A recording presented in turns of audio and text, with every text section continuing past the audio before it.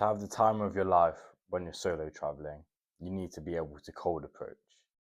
You can click off this video now if you're not interested, because that's the main point of this video. You need to be able to cold approach. So I'll lay out what I've done in the past. I've solo traveled Indonesia, Cape Verde, Wales, some other places as well, and there's many upcoming as well. I'm going to solo travel in August, the whole of, well, a lot of Europe as well. So we'll go through what your day should look like for the maximal experience when you're solo traveling, how to make friends, what hostels to stay in, how to find a good hostel, etc. Basically, to start off with, you need money in the bank, right?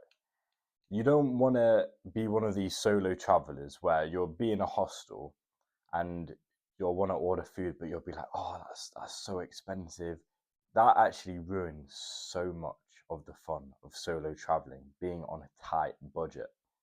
You want to have a few grand in the bank, right? If you're going to Indonesia, realistically, you don't need that much. Or if you're going to anywhere sort of Southeast Asia, because the flights are already like the large amount of the trip. But if you're going to somewhere like Europe, the large amount of the trip is actually accommodation, food, etc. It's not the flights. So specifically for that, if you're traveling Europe or somewhere where it's more expensive for accommodation, food, you need money in the bank. Just admit to yourself, just be like, maybe I'm not ready for it yet. Maybe I don't have enough money to fully enjoy myself. Work a bit harder for a few months, then you can quit the job. Then you can go solo traveling. Step one, ticked off. Be financially secure so that you can pay for those free drinks that cost £10 each in Europe, and you can have a good night and not think about it. So number two is planning the whole trip. This is the part where everyone gets really high cortisol about it, high stress. Oh, I don't know what accommodation to book. Come on, guys. We live in a day and age where it's so easy to plan trips. ChatGPT is the best. Trust me, I've tried other AIs. I've tried Claude, I've tried Gemini, Google.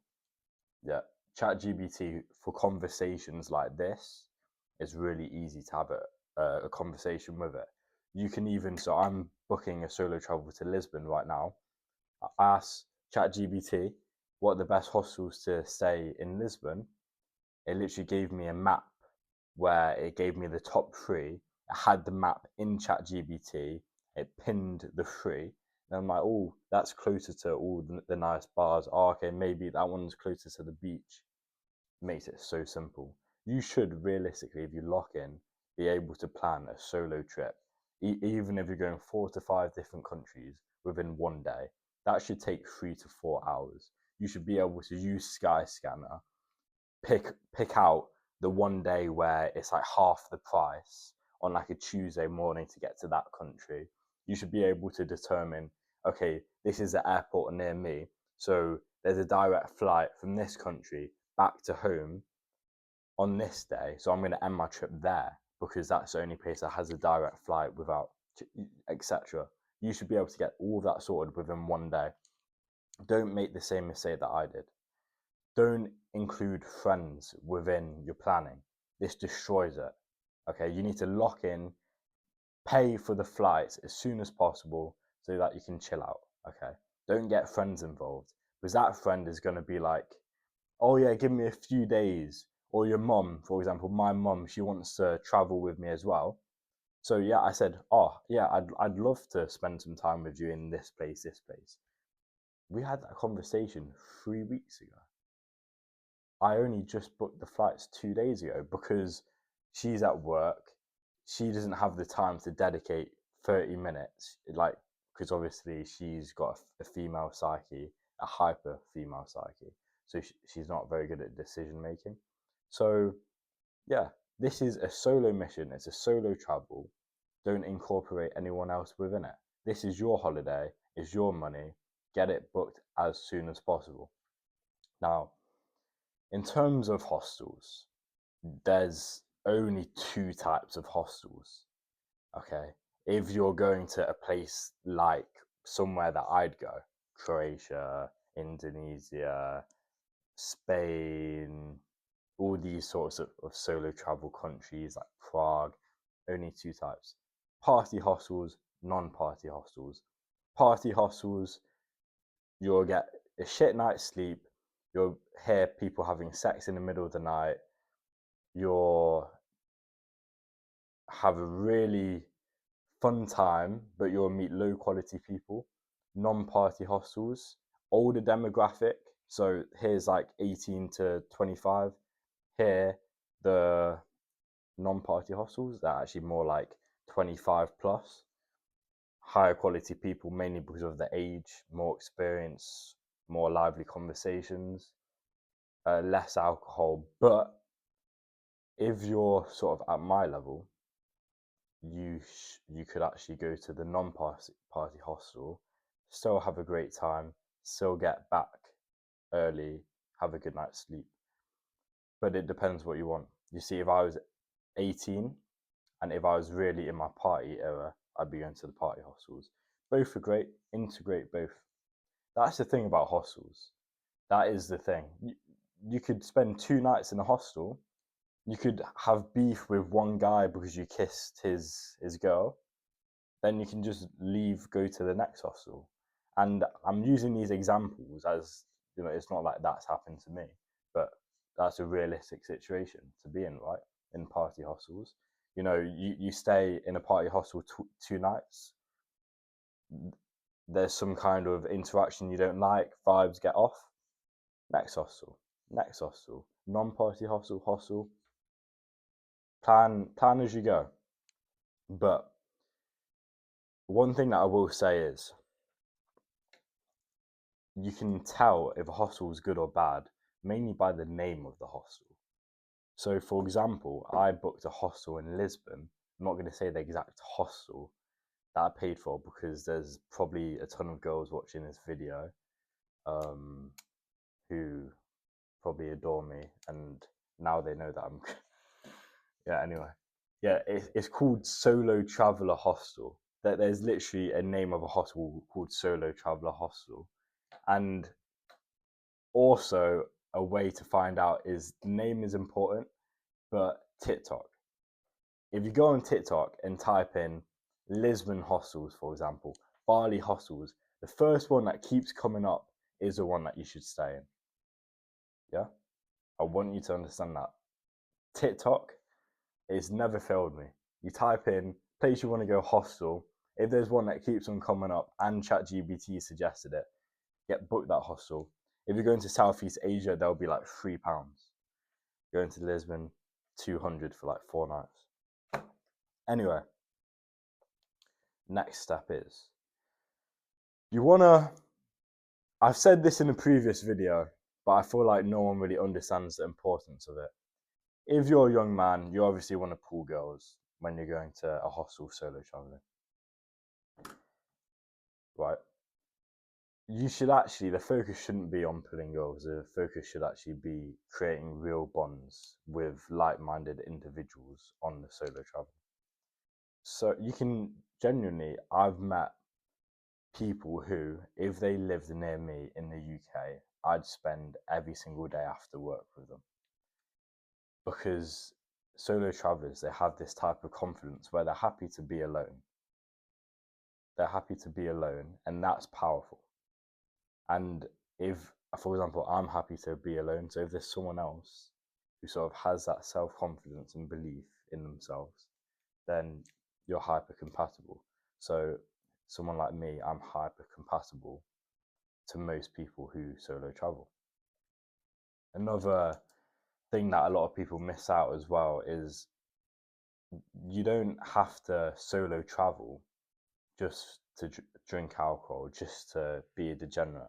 Although I think personally, if you're going on a solo travel, it's so much more less degenerate when you're drinking in different countries by yourself, because it's like you put yourself in an uncomfortable position in the first place and you're achieving a lot out of it. So I'm not totally against that. But for example, you could go on a hike you could go to Austria on a solo travel where there's loads of solo traveler hostels. That's a great way to meet people as well. Go to the same coffee shop in the morning, each morning, speak to a few people. But I'd spend most of your days alone if you're going to party hostels, and then most of your evenings party. Every day should look like that. Go in a coffee shop by yourself, go to the gym by yourself, go to the beach by yourself.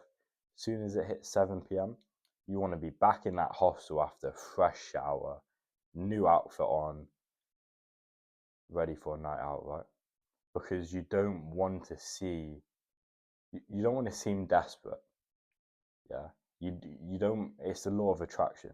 If you're seen all the time, then your time isn't valuable. If you spend the whole day alone and then mysteriously you're back at 7 p.m. Oh, where have you been? Where have you been? I've actually been exploring the city. I've been getting my money's worth rather than staying in the hostel socializing the whole day. So that's one key bit, because I've had the energy in the past where I've been in Bali at a hostel and I haven't wanted to leave. I just didn't want to leave. I didn't even want to go to the toilet because I was having so much fun socializing with people, but forgetting I'm the one that paid 1.5k for the flights there and back. I'm in a completely new country where it shouldn't even be possible to travel to without modern technology, and yet I'm wasting it just by the pool when I could be by the beach. I hope you understand that. Only a certain type of person would understand that. But don't lose yourself when solo traveling. Don't drink alcohol every night because you're probably going to be traveling for months, right? Or weeks.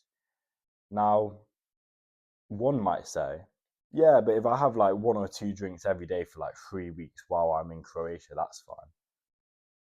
Is it though? That's 21 days. That's a large percentage of the whole year. You're damaging yourself. You want to look pristine. You want to look the best you can every night. You want to be hydrated. Your veins want to fill with blood. You want veins popping out. You want to be in the best shape possible. You're going to be topless all holiday.